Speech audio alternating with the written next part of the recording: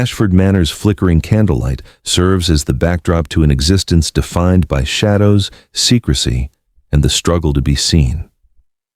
Evelyn Harrington, the illegitimate daughter of a late earl, spends 5 years enmeshed in the periphery of society, expertly navigating corridors and expectations while blending into the background of her adopted home.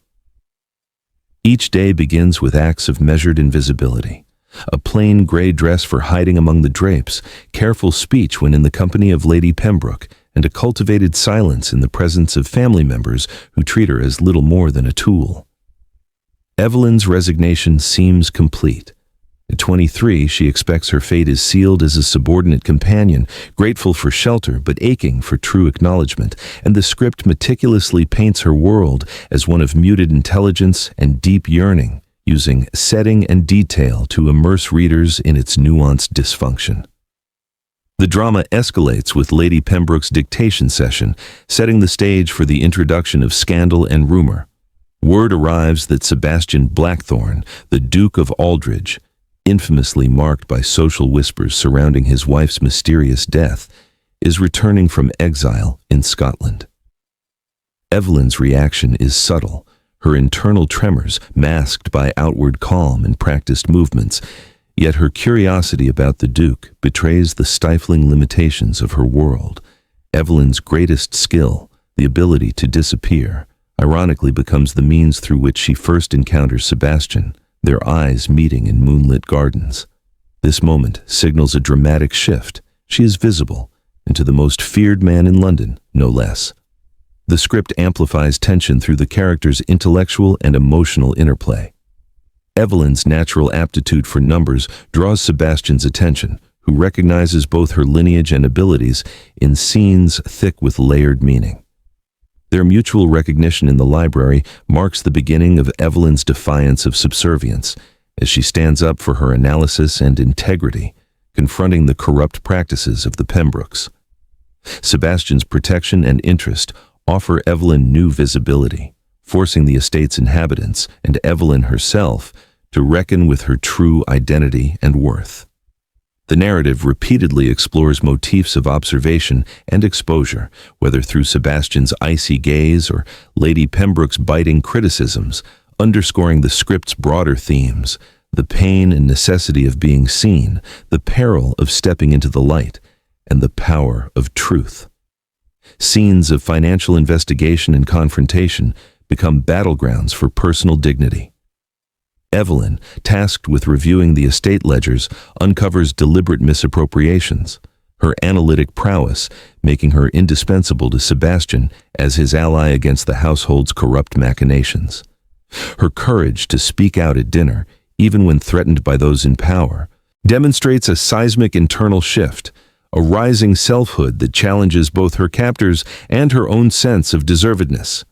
The Duke's whispered promise, "I found you," echoes through the narrative with transformative force, a refrain signaling change, hope, and danger. As the script unfolds, relationships and motivations deepen. Lady Pembroke's malice and social calculus drive her to dismiss Evelyn when the Duke departs, revealing not only the household's crumbling authority, but also Evelyn's increasing agency. The plot thickens as Evelyn receives secret correspondence, navigates alliances with sympathetic servants, and is thrust from Ashford with warnings to trust no one. The sudden banishment offers her both humiliation and liberation, a forced next step in her journey toward self-realization and true belonging.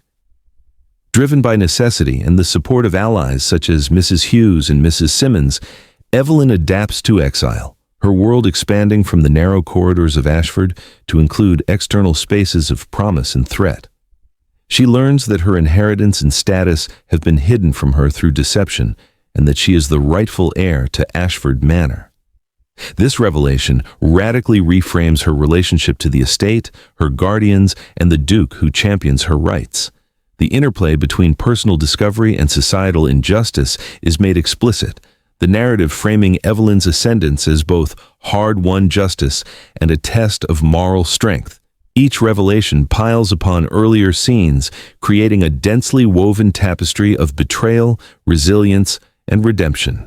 The first paragraph closes at a moment of transformation. Evelyn, now aware of her heritage and empowered by Sebastian and Mr. Barnett's legal expertise, stands ready to reclaim Ashford. No longer merely invisible, she must grapple with the consequences, both internal and external, of claiming the light, the legacy, and the uncertain future that come with true recognition. As Evelyn steps back into Ashford Manor, now as its rightful mistress, every familiar hallway and room takes on new significance. A landscape redefined by justice, hope, and the promise of reinvention. The legal battle, once her nightmare, ends in her favor, and as Lady Pembroke and James sign away authority, the estate is restored not only to her name but to her stewardship. The echoes of past cruelty linger, yet their hold weakens with each decision Evelyn makes, drawing on the resilience and analytic mind she refined in years of obscurity. Guided by Sebastian and the unwavering support of Mr. Barnett and Mrs. Hughes, Evelyn's role shifts from silent companion to transformative leader. Her first acts marked by restoring lost funds, repairing relationships, and slowly building trust among those she now governs. The weight of new authority is tempered by compassion and humility. The very skills developed in isolation now become her tools for inclusivity and progress. Sebastian's devotion and the romantic tension between them deepen, culminating in a courtship that carries echoes of past wounds but is defined by honesty, mutual respect, and emotional vulnerability. Their union is forged not out of social necessity, but through a recognition of shared loss and hard-earned healing.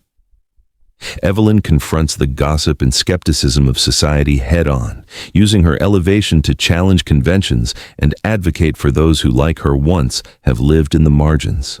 Gradually, her estate's transformations, improved cottages, fair wages, and educational programs for young women, become a testament to the power of empathy over tradition and class prejudice.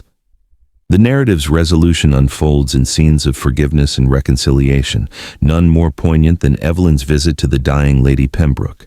Here, the truth of old resentments is revealed.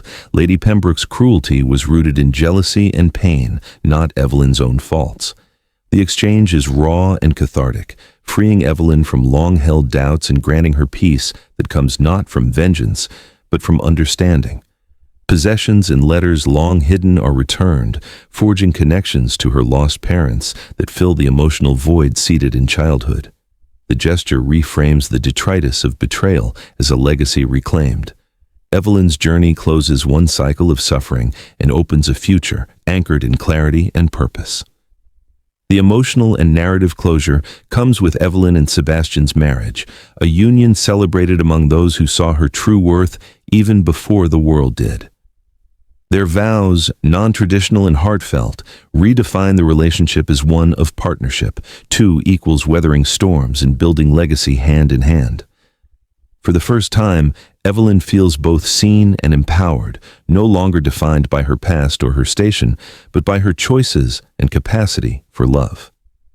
The transformation is evident.